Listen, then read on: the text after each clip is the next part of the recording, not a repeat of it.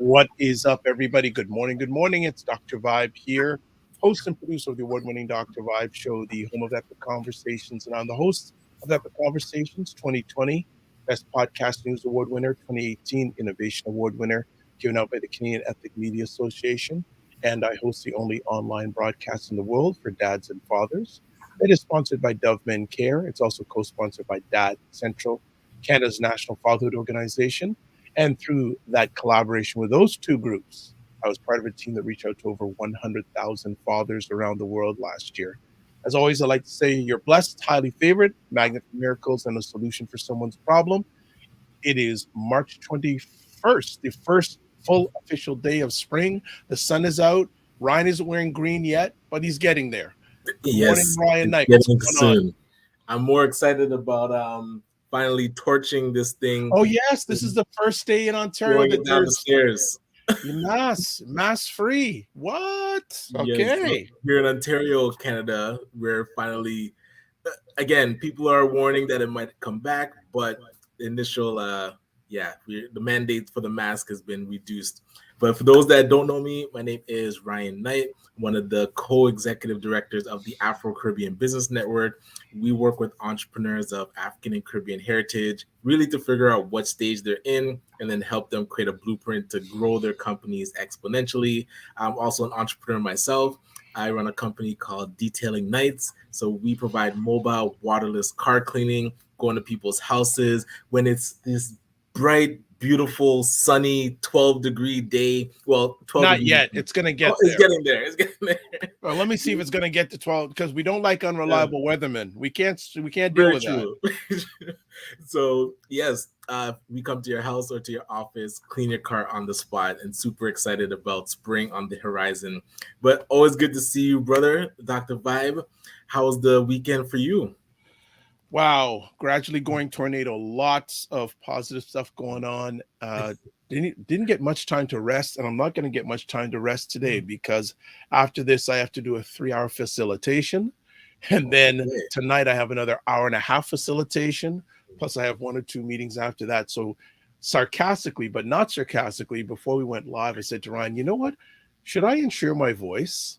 I'm thinking I need to insure my voice." And so don't be freaked out, folks, if you hear one day I show this insurance document, voice insurance. Hey, I'm sure it exists somewhere. Voice insurance. But no, it was pretty good. I had some good conversations with people. I had a great conversation yesterday with Clavel from the Black Business Association of British Columbia. Really good conversation, and thank you for introducing me to him. It was really, really good, and there's already a part 2 in the making of that. And but a lot of stuff, a lot of positive stuff going on. And he was, selfless plug. If you have a chance, go to the Facebook page or the YouTube page of the Dr. Vibe Show. Great conversation. Still dancing and mentally in my head to co-host last week Lily Johnson's 100th birthday. That was an incredible. Wow.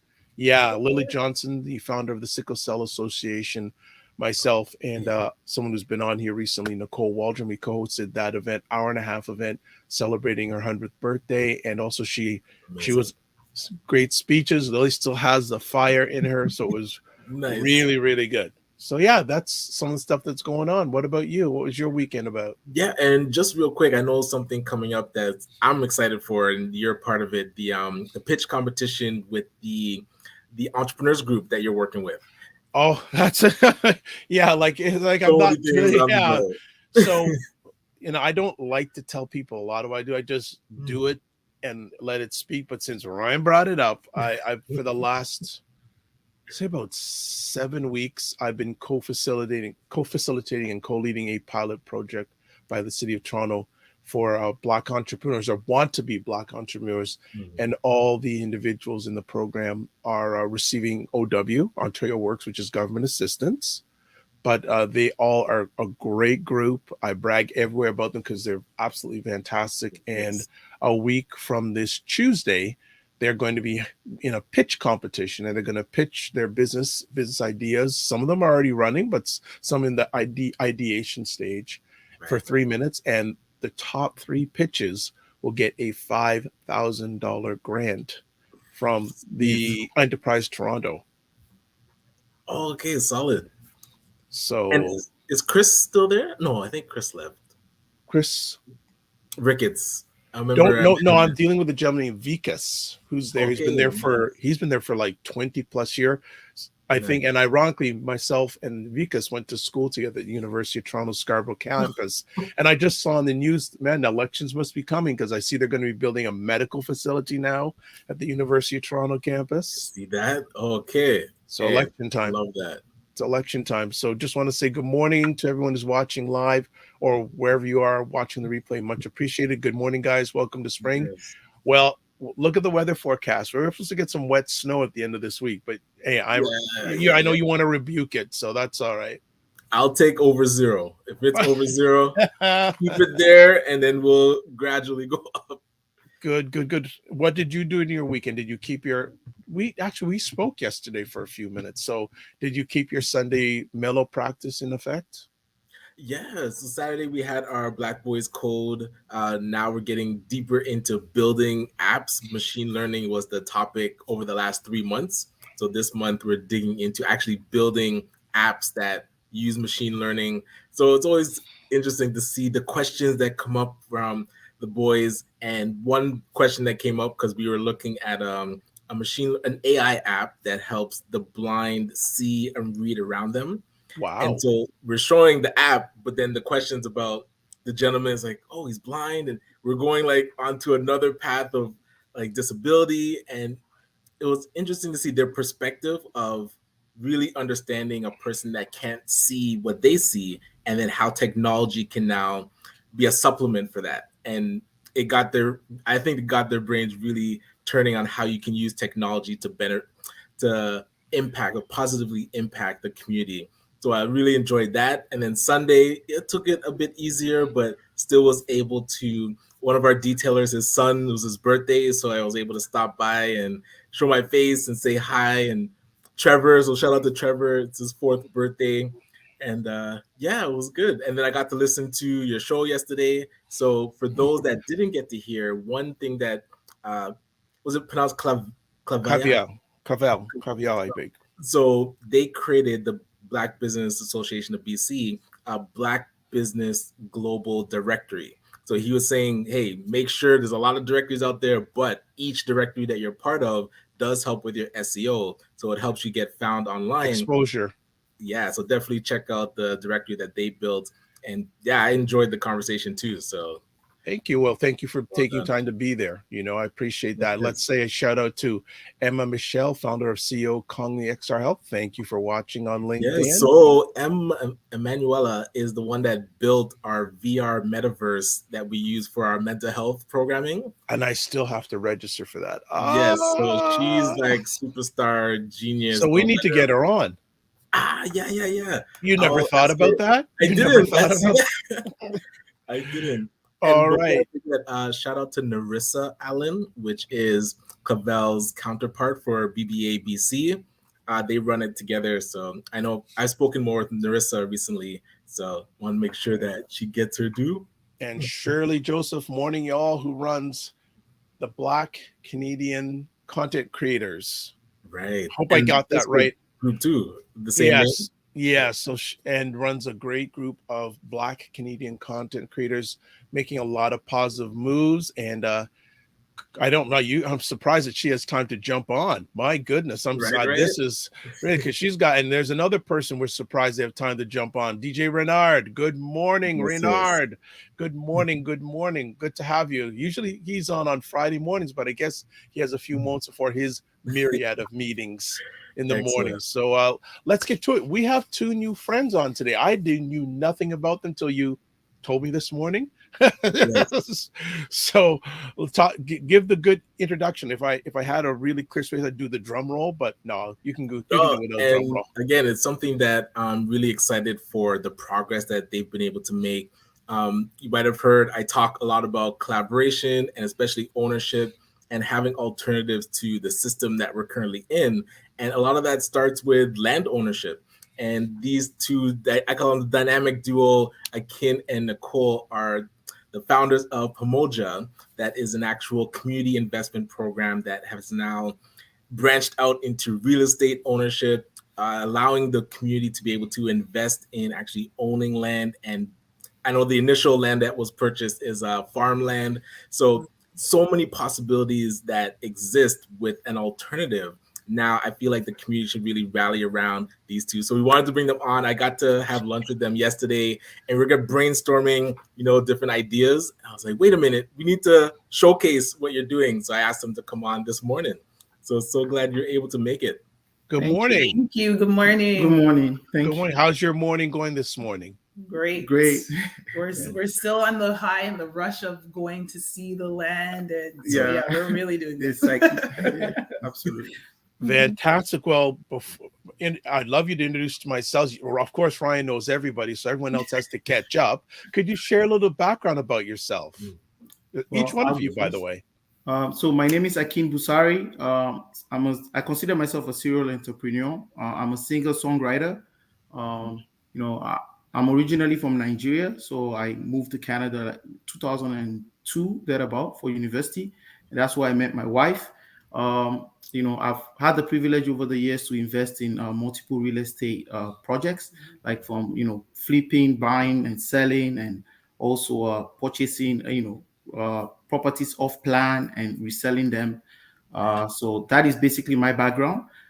With regards to Pamoja, about a year ago, after the George Floyd incident, I was like, it's about time for us to come together as a people and own a piece of this country, right?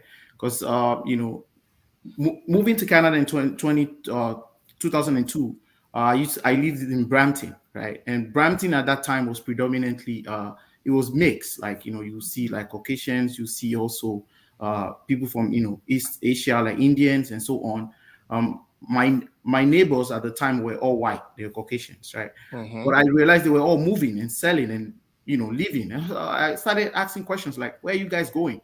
And basically they said they were moving to Georgetown because there was a call in their community that all of them should move because, the Indians were coming in. So I was like, wow, wait a minute. How come we don't do that? How come, the community don't do that? So basically, I decided to put out a tweet. I was like, if you are interested in purchasing land and working with other Black folks, like-minded folks, please join this WhatsApp group. And literally in less than 24 hours, we maxed out the WhatsApp group. We got over 300 people. Wow. From there, we were discussing about the prospect of owning together, buying land together, and we decided to call the organization Pamoja, which means in Swahili, together or togetherness. So from there, basically, we created the organization, and so far, a little over a year after our 1 year celebration, we closed on 100 acres of land. Whoa! Congratulations! Exactly. So yeah, that's fantastic.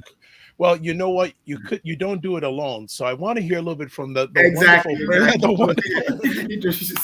wonderful young lady beside you. So a little bit about yourself and was land ever in your vision?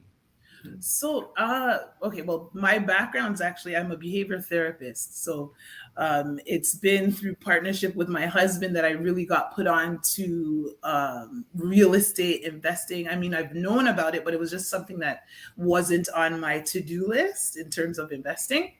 And so over the years, as Akin said, we've invested in various different avenues.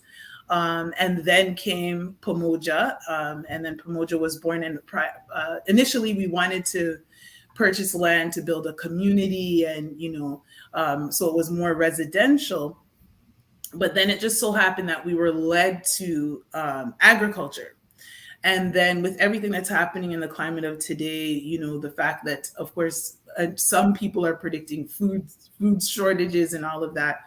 It was a great opportunity that came to us, through the various partnerships that we have. And so we went with it. We went back to the group. We do have members. We vote and all of that because we're a cooperative. And the group was all for it. And so that's when we sent Folu, our real estate agent, out to go searching, and he did, and he found this 100-acre land, and we went for it, and now, thank Yah, we have it. So this is where we are right now in the planning phase, getting ready to really grow our own food, exactly.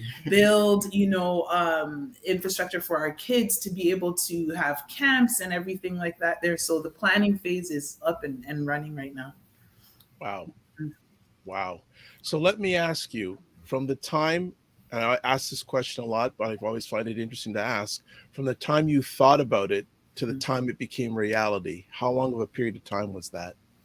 Not even. Not even, yeah. For this 100 acres. Farm project was December. Yeah. Yeah, December last year. It's only been a couple months. Yeah. So this has been accelerated progress. Honestly, like the community has done well, the board has done well, we've pushed, and now here we are. It's 100 acres. It's ours. 100% Black owned. So And I'm curious with the initial concept of the community. So when you were developing that, what was the full vision? And I guess if you wanted to share what the vision you currently have for the 100 acres, I'm curious how you'd want to build the community. You want to share on the community? The community. I can. So the community, the plan is for us to, have our own city eventually. We were inspired by the Black Wall Street documentary that we watched also. And we're like, if they could, pull that off back then, during those times, like with segregation and all that going on, they were able to pull that off. We can do something similar here as well. We did some research with regards to the Black Canadian history, and we realized that there was a Black community in Nova Scotia years ago, but there's nothing like that in Ontario. And like I mentioned earlier, other groups basically just they own some areas in Brampton, in some cities in Brampton now. Like in Brampton, for instance, it's owned by the Indians predominantly. You go to Markham, it's owned by the Chinese. I've had the privilege of going to Markham to withdraw money from my ATM. I realized it was actually a CIBC because the colors, because everything was written in Chinese, in Mandarin. So it shows that if we come together, we pull our resources together, and we are like, the majority in a place or a city, then we can dictate, what happens in the city, like in terms of who's the mayor, some of the infrastructures that go on in the city. So that's the plan, for us to be able to, purchase land somewhere and eventually build it into our own city, where other groups will know that if you go to this place, there are predominantly Black people there, somewhere where our children can feel really comfortable and safe. So. And what would you say, like, the feedback has been, or the reaction from the community? Like, how would you explain that reaction so far? It's been good so far. Like, we have still, one of the things that we really, really want to build on is trust. Because I think all of us here can say we've been bitten by maybe a family member who was like, invest in this thing and you'll get, or somebody we didn't know but was from our community, and so we invested in them because they were from our community trying to build together, and then you get burned. But then we called to our memory the partner draw, or what do they call it in Africa again? Susu. Susu, yes. Yeah. And we remember that many of us moved to the suburbs because of that. And so if our forefathers and our parents and things like that were able to trust each other, ancestors were able to trust each other enough to pull their money together in order to buy a car or take a trip to Jamaica or, renovate the kitchen, then that means we have a foundation that we can build on. So that's where we're coming from. So one of the main things in terms of the response has been, I don't know, like, I'm really excited about this, but can I trust it? Yeah. So this is one of the things and that's why at Pamoja, it's 100% transparency. We open our bank account to show, we have Pauline as our treasurer. She will open that thing and show everybody, okay, here, this is what it is. This is how much money we collected. This is what the taxes are going to say. This is how much that costs and this costs, because we want to build that trust, and we want to also educate our people in terms of finances.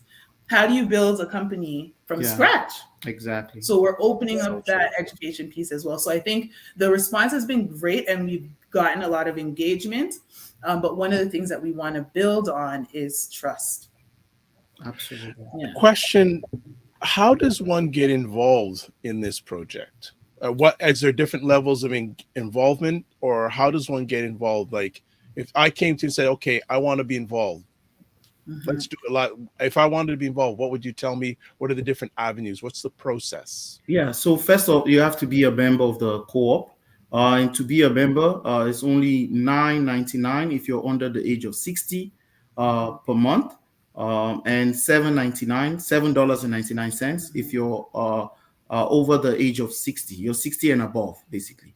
It's just a way for us to honor some of our elders, and the membership dues are so they're affordable because we don't want to leave anybody behind. We want to make sure that we bring as many of us along as possible. So that's why it's $9.99, and you have to definitely read the organization bylaws and agree to it and sign. But there's nothing complicated or anything like that.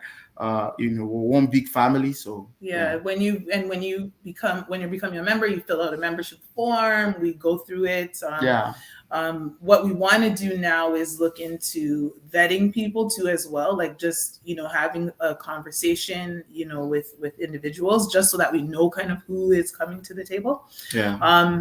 But yeah, it's pretty much as simple as that. Just and obviously there's a background check and all that.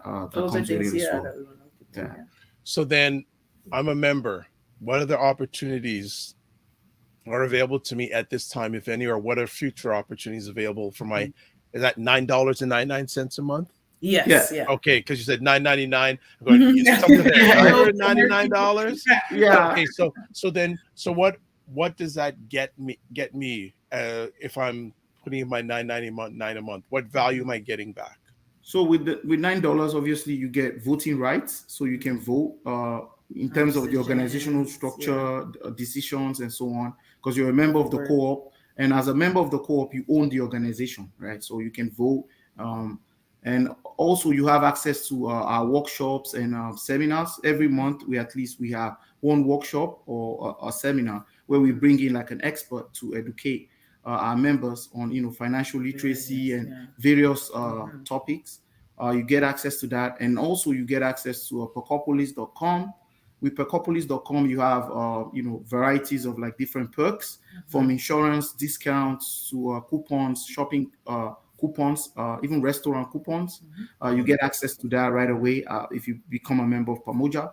And additionally, you get access to all our projects. So all the projects that we're working on, you get first right refusal. So it's up to you to invest in those projects or not invest.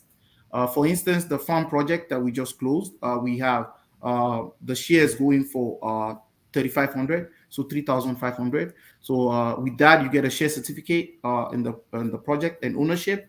And any proceeds or profit or revenue that comes from the business, you get a cut of that. So because you're a shareholder. So basically that's the model.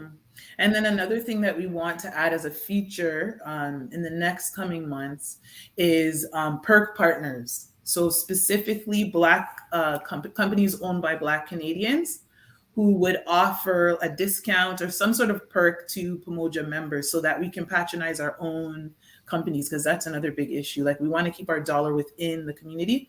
So that's something else that we are looking into. Yeah. Wonderful. And we're going to come back to Canada in a sec. I know you recently returned from Africa, specifically Ghana, right? Nigeria.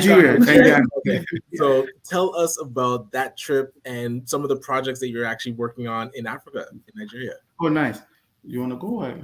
So, the trip has been great. We spent several months in both countries, really looking at how we can connect the diaspora to the motherland, and then open up opportunities for investment. So we're also looking to real estate investment, such as agricultural land, or residential projects. So that's something else that Pamoja Homes, which is registered in both Ghana and Nigeria, is looking into. You can. So we traveled with about 15 members, 15 of us from Pamoja to Ghana. Some of our members actually stayed back in Ghana, because the experience was really, really good. Basically it was an opportunity for us to reconnect to our roots. So we visited a lot of the historical sites like Elmina castles and the dungeons, right? To trace back some of our roots. Some of our members did their DNA test also that confirmed that they're from the sub-Saharan Africa, West Africa. Like my wife, for instance, her DNA traces back to Nigeria, right? Maternal DNA. And mine, though on paper I'm Nigerian, but my DNA traces back to Ghana. It just shows that even those that are from the continent don't even really know themselves as well. Like they don't know their history. I remember confronting my mom about that, and she was like, "I'm Ghanaian." She couldn't believe it. So we have so much in common than that which separates us, right? So that is what our trip to Africa is, to reconnect to our cousins on the continent, and also lots of projects in Africa, lots of opportunities, right?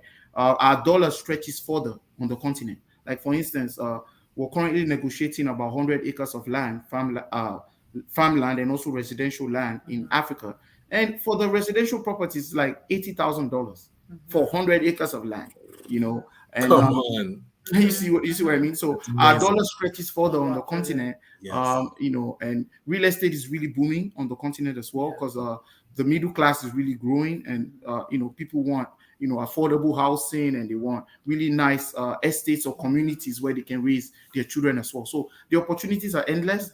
We have projects currently. We're finalizing some projects in development projects in both Nigeria and Ghana at the moment. Yeah. Amazing, love it. And sorry, go ahead, Doctor. I got a question.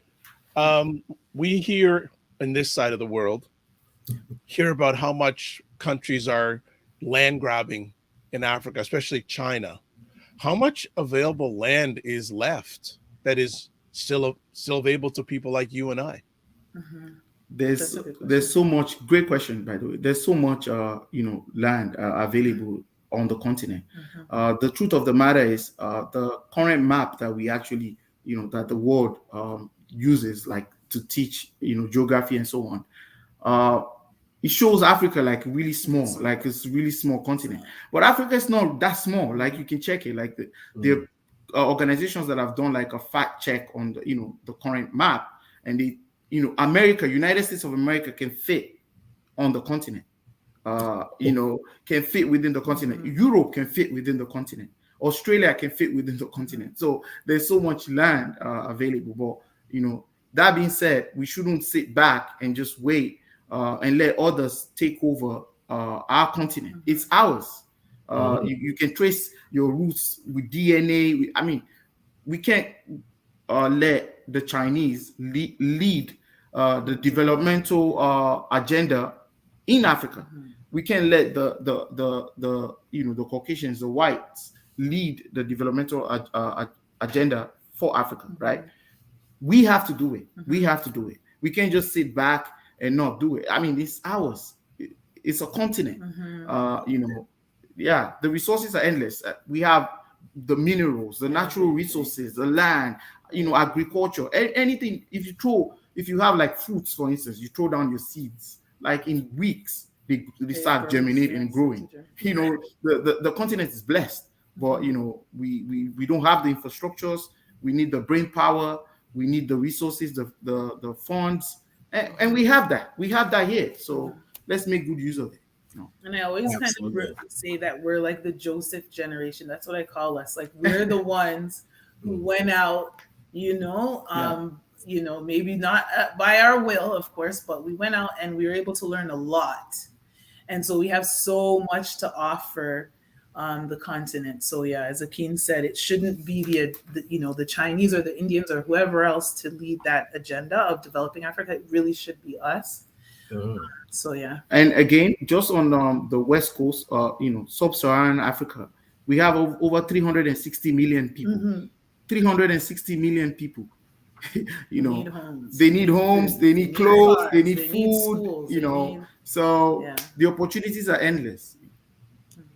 Love that. Right, and I'm curious around when I look at even Canada, learning that Canada is a major player in African mining. And then when you think about even starting a mining company, your brain just blocks it off because of the complexity of it. Yeah. And now even with owning like over 100 acres of land, the complexity of it might have blocked you, but you were able to push through that. So I'd love for you to talk to us about what it means to be able to accomplish something that most people might see as very difficult, and then how you want the mindset to change in the community as well. Oh wow! For me, I'll just say it's the passion and the love I have for my people, because I'm safe, I'm comfortable, I'm loved by my people. So why not give back to the people that gave me so much? My mom, she's African, she's black. My dad is a black man. So my brothers, my uncles, my cousins, they're black. So I try to to me, I see past all the different what we call dramas and all the beliefs, all the the things that were put in place to divide us. I see past those barriers, because to me it's more like I want to do something that that will last even after I'm gone, like even that something that my children can talk about, or something that great generations to come can still celebrate and talk about. So that's what it's about for me. Just giving back, and that passion is what drives me. Because believe me, there are days where I'm like, what are we doing?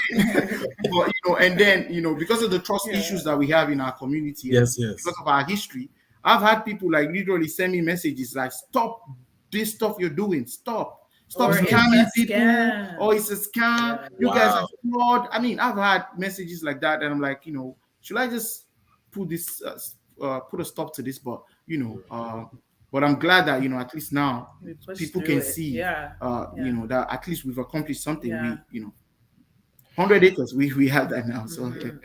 So let me ask, and it's interesting question, you brought it up, what's been the most challenging part of making this happen?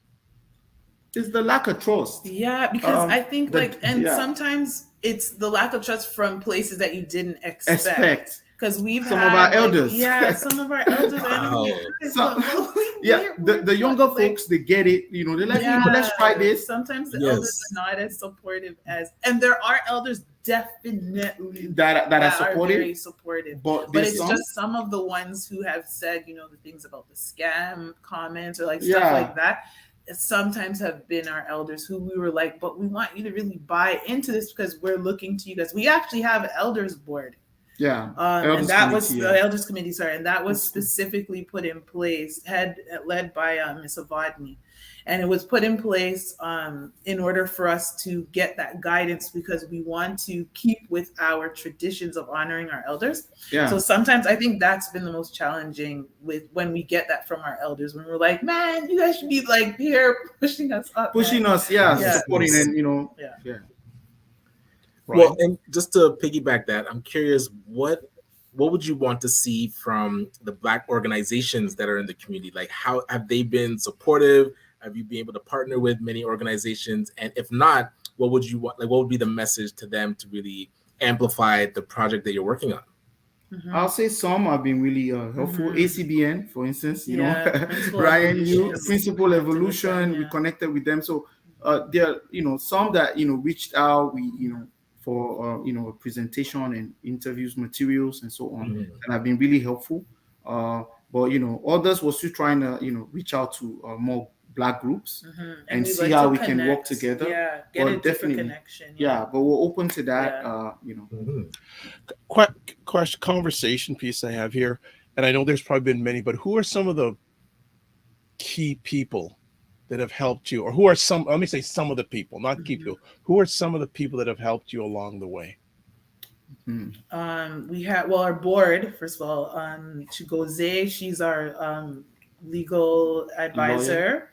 Then we have Olufemi, who's the COO, Charmaine, who's the secretary, Pauline, who's the treasurer, and then we have Miss Avadni, who does the committee for the elders. Then we have Yvonne Brown. She's been phenomenal. She's not on the board, but we're like, we need to just find a place. She's the director of Pamoja Ghana. So we have she actually relocated to Ghana. She's in Ghana currently. She's been super helpful with what we're doing here. Yeah. So she's the director of Pamoja Ghana, and she's been connecting with a lot of the elders in Ghana, chiefs, even government officials as well. Yeah. So she's really helping us. Mr. Patrick Cole too has been really good. Like, he's an elderly man, and he's been like so good with take care of yourself, make sure you're doing this, or like stuff like that. Checking in and calling and so on. Good. Ryan too, Ryan. He's so helpful with getting us focused, helping us to see a bigger vision than even what we had for ourselves, which is awesome. So there's been a good chunk of people who have really helped. Really stepped up too. I want to get back to the process of getting the 100 acres. Can you? I know we don't have time for the full story, but how did that happen? Can you give us the process of what it took to get that 100 acres? So it actually came from, I think it was ignited when we saw that you can buy. How many acres was it for like 100,000? What was it for like 100,000? Oh, it was wasn't like 100 or something. It was like 70,000. Yeah. For like 150 acres. That was it was but it was eight hours away. Yeah, but when we saw that from we were like, Toronto, so we're like, can we buy this? So we reached out to the city. And because there's no structure on the land. So we have to like take care of, the sewage, the water lines. And we did the maths and we're like, it's just too far. It's too far for us to do this. So we started looking closer. Yeah. So And then when we had a meeting, Shabaka and Hezekiah. And Hezekiah too.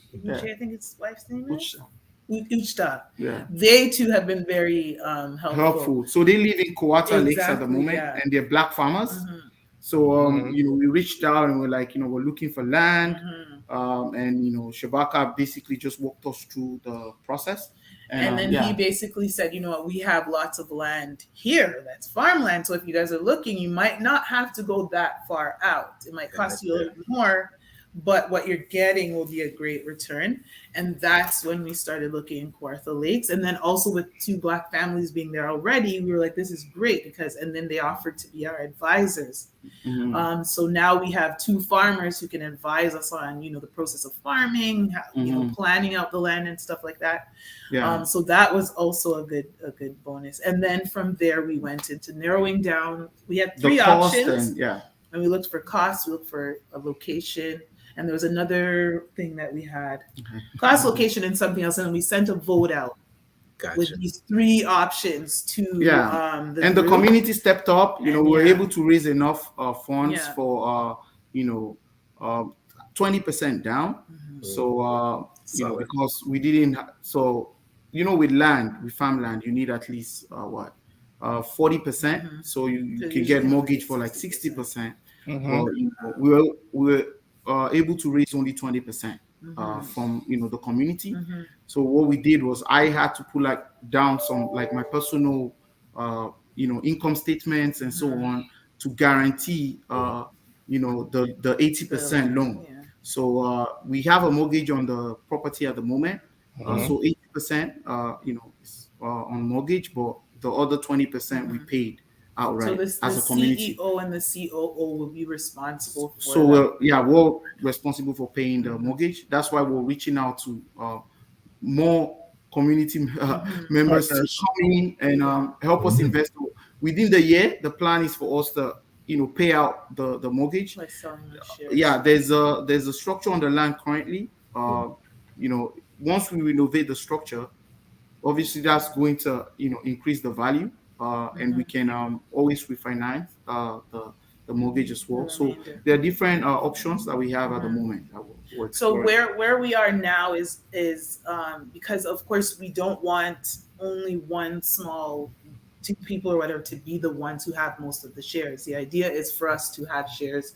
Many community members actually have 500 shares available. So as Akin was saying, we're opening up now for more people to come and purchase the shares, which will reduce, of course, the debt, because now ownership, of course, will be spread among the community. So that's where we are now. Yeah. And those with the $3,500 shares that you mentioned? Yes. Yeah. 3,500. Yeah. And tell us a bit about like how far the land is. I think you mentioned it's in Kawartha Lakes. Oh, it's an hour, 30 minutes from Toronto. So it's not bad at all. You know, the amazing thing about the property itself is you 20 minutes drive from the site, the land. You will see like Tim Hortons, Wild Wings, grocery stores, Food Basics, Sobeys. So it's like really close to development. So you know, who knows? In the next 5-6 years, you know, we might be in a really good position to convert the farmland into a residential land, and then build some homes on it, or expand it. So we're having that conversation with the city at the moment to try to, you know, see how we can, you know, convert it. Really, you know, it's interesting. One of the regular supporters of this program is a gentleman named Ray McMillan of the McMillan Group, and him and I have a lot of conversations about, you know, affordability of living space. And he's a firm believer that of what you're doing is that, you know what, you got to move outside Toronto, folks, if you're going to be able to afford anything. And you are in the process of doing that. So it's too bad he's not watching now, but I'm speaking, he's going to watch the replay, but he would be firmly saying, yes, you're doing a very good thing. And Ray's been involved with the mortgage business since 1999. So he knows the industry. He deals with mortgages here, United States, and the Caribbean. So kudos to you. He's been doing some like info sessions for the Black community about investing in real estate. So he might be a great person to talk to. Yeah, he may be someone you may want to introduce yourself to, because he has a lot of knowledge on that. Ryan, back to you. Yeah. Well, that's where, when we're talking about the community getting on board. So there's like I say organic vision, but what's the tangible of a person's investing and wanting to be part of this? What would they expect? I guess, what does that cooperative model look like? And I'm curious to just talk a little bit about what an investor now, how do you get them kind of excited about what you're working on? All right. One of the things is the good things about how we've structured the company is that it's a cooperative, which means that, you know, as long as you're a member, you're part owner in the cooperative. So we really encourage people to, if you have ideas, if you have a skill, anything like that you'd like to offer, then you can definitely get involved. We're remodeling our committees. When we started, we had something called the Power Team.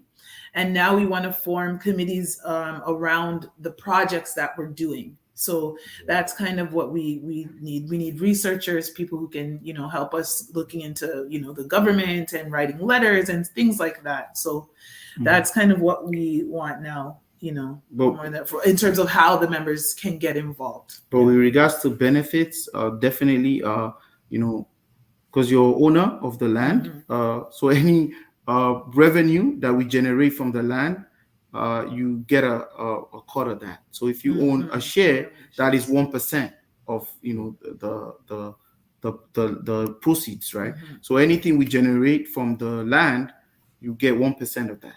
So and you can own as many shares as you can afford.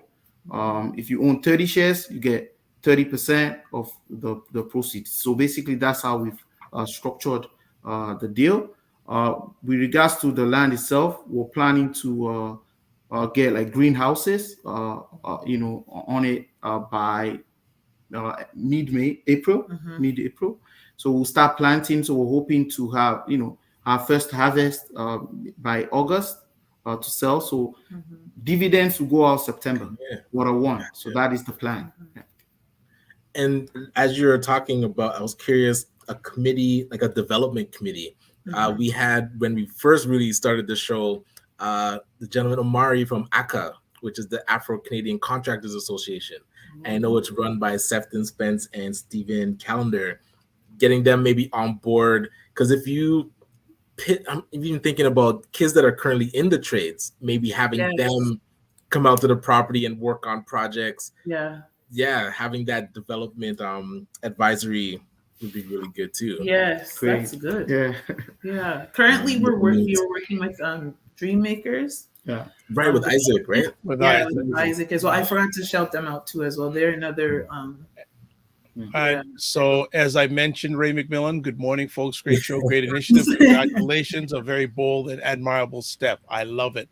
So, if you want, we can give you Ray's contact information. Yes, I think it would be very worthwhile for you to have a conversation. Just suggesting, that's a conversation with him. So, thanks, Ray. Thank you so much for all your continuous support. So, I want to. Here's a point I want to ask. Where were you and how did you react when the 100 acres became a reality? Where were you when that happened? We were in the family room preparing to go for a walk, I think it was. Yeah, in the family preparing to go for our daily walk. And then that's when we got. But the thing is, prior to the moment, we were like up all night, like. Yes, like getting people to send, because we were still in Nigeria at the time. So the time difference. So we were up all night, like sending messages to get checks to brokers, here, to this, to the lawyer, you know how it is closing properties in Canada. It's like last minute they're like, oh, bring this. We need all the board members to sign. So we have to read the DocuSign, and we need everybody's driver's license and. Man. So I want to make a suggestion. You should document your journey. Oh wow. Yeah, absolutely. Said that to you. Yeah. You should document your journey. Because the reason why I asked is, do you have any pictures? Do you have any videos when it became a reality? Oh wow. Yeah, we should have. But that's good advice. To take videos. Just suggestion, just to document your journey along the way, because one day we may see a documentary about what you've done. Nice. And I think because lots of people would love to, and you may take it as a small thing, but for many, for just today, we have so many people watching this live, and just to say, this is the biggest live audience we've ever had on the platform. So there's something that people are loving what you're doing, and they want to find out more. Okay, that's awesome. Thank you. That's very good advice. Yeah, and really, as we start to wrap up, what would be that final call to action? Let the people know why it's important to get involved, and just love to hear the vision. This is our legacy. This is what we're building. We are really building our legacy, and the memories that you leave behind, the story that you leave behind, as Dr. Vibe was just talking about. That is the inspiration for who you leave behind. So it's very, very important for us to plant seeds that will continue to reap. So that's what we're doing here. It might seem, impossible, but it's not when we do it together. And so Tuka Pamoja, we're together. Like this is how we're going to accomplish so many of the feats that we have to accomplish. Well, I like to say, if the dream is big, the facts don't matter. True that. Amen. True. I like that. Akin, any final words? Facts don't matter. It's the only way forward for us as a people. We have to do this together. The individualistic ideas, or like me, myself, and I, and just my family, and won't really get us far, right? So we have to come together, pull our resources together, and it's the only way forward for us as a people. We have to learn from other groups as well. The Indians, that's what they do. They come together, put their resources together. The Chinese, that's what they do. They put their resources. It's the only way forward for us as a people. We have to put aside our differences, find a way to work together, and we win together. There's a proverb in Africa that says, if you cross the river together, the crocodiles won't eat you, because we go together. The crocodiles see us together, they're scared, they don't eat us, right? But if you're by yourself, you're trying to cross the river, then the crocodiles will come for you. So the only way we can do this is together. So that's it. All right. Well, 100%. folks, Love there that. is the website right here showing on the screen. Also, what we're going to do is put up the contact information again. So all those are all the different ways you can get in contact with them: website, email, Facebook, Twitter, the gram. I might better say Instagram, because when I say gram, people think drugs. So the Instagram. Uh, so actually, a question here: is it possible to buy a share for my children as a legacy and generation wealth? Absolutely. Yes, and your shares actually can be passed down. It's in the Yeah. bylaws that your shares can be inherited basically to Yeah, you can the pass next them down, generation. you know. Yeah, so you can do that. Yeah. Yeah. Okay, and we got Excellent. final comment here. You guys are great visionaries, great start, excellent idea. Nice to see the youth stepping up to make a difference. You own the land, you own the country. Thank you. True. That's Yeah. Pamoja country. It's coming. Yeah. Yes, Ryan from Let's do Mayor. it. You remember? Didn't I say it? Okay. Well, Confirm this is right good. there. Well, folks, want to say thank you for taking the time in your positive, productive schedule. I guess as the warmer weather warms up, I guess I'm gonna have to make a trip out there to see the land. Yes. Yes, Do, yes, yeah. yes. 100%. Yeah. And just I will be carrying my video with me to document. Do that. So just Yes. encouraging you to start documenting the Yeah. journey. So, any final words before we let you go and lead on the rest of your day? First of all, thank you Thank so you. much, Ryan. Yeah. Thank you, Dr. Vi. We're so appreciative for you opening up your platform to us. We really appreciate it. Community, let's do this. That's your line. Let's do this. My line. Let's do this. He's always like, together. let's do this Together. Yeah. Let's do this. All Yeah, right. we Thank got you. this. Thank you, Love guys. it. Thank you. All right. Well, Sure. thanks very much. Have an outstanding day, and we will be in touch. Be well and keep the faith. All right. Take care. thanks. Bye-bye. All right. All right. We're just leaving the contact information on the Pamoja Project. There's the website, email address, Facebook, Twitter, Instagram. And family, it seems that you enjoyed that conversation, because there was a whole pile of people Love it. loving this conversation. Ryan, thoughts before we wind it down? If this doesn't get you excited, I don't know what will. For me, I feel like we need to really pour into Akin, Nicole, and the entire Pamoja community. The time is now. Really, a lot of what our ancestors did for us paved the way for us to be able to build for ourselves. You know, it was a different time when we tried to build before, like he mentioned, Black Wall Street. It was a very, we were vulnerable. And I feel like now we can really build and have lasting legacy. And this could be one of the real benchmarks and a time where we pivoted in our history and started really building for the future. So I'm excited about it. They have me as 100% ambassador. I'm getting my membership and getting my share. So ready to really, again, spread the word and get people involved, because I think it's super important. Shirley Joseph, great project. Thank you guys for introducing the community to Pamoja. Sorry. Wow.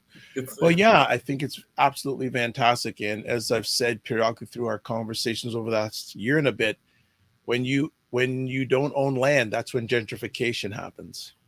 Absolutely. So and now look at off. When you talk about the three in our community, the trauma, symbolism, repetition, let's use the land to heal the trauma and show that trust.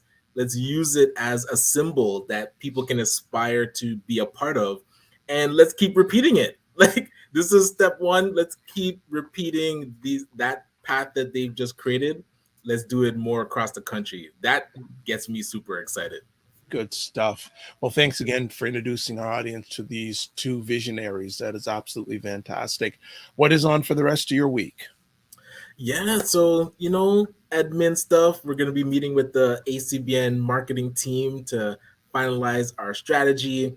And then we're also planning the ecosystem conference. So if you haven't heard, the Federal Black Entrepreneurship Ecosystem Conference is happening in June. And we're inviting all the organizational leaders to a Black Ecosystem Summit on April 28th. So more information. That's coming up. That's coming up quick. Right around the corner. So literally a month and a week away. So I'm looking forward to that. I've been reaching out, asking for help from as many organizational leaders as possible, because I feel we really need to get everybody there so that we see how economics can support the other themes of the Black community. whether that's education, health, justice, social, politics, and media. So let's get it done. Media? Of course. Okay. You corrected me last time, and I was like, you are on point. So let me add it in. All right. Well, family, everyone, thank you for taking part live or even on the replay. This one hit out of the park. Great way to start the Monday.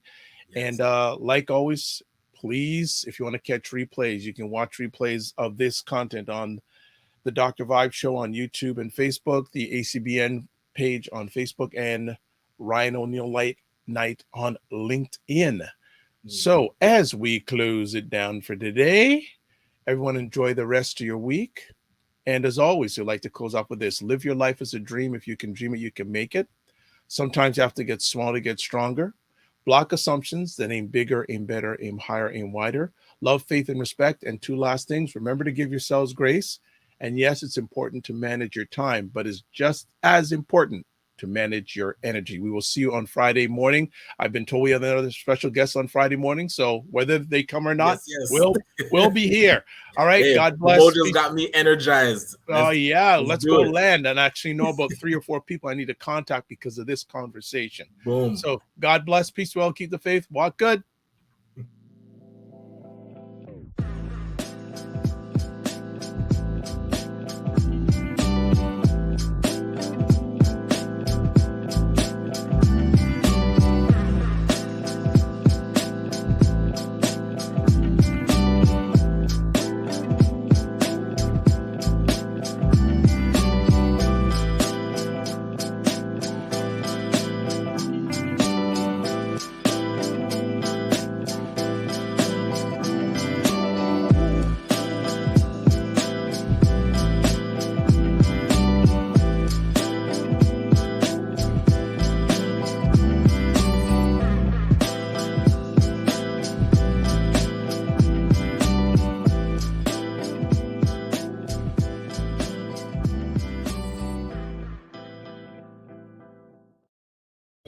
Network, we are here in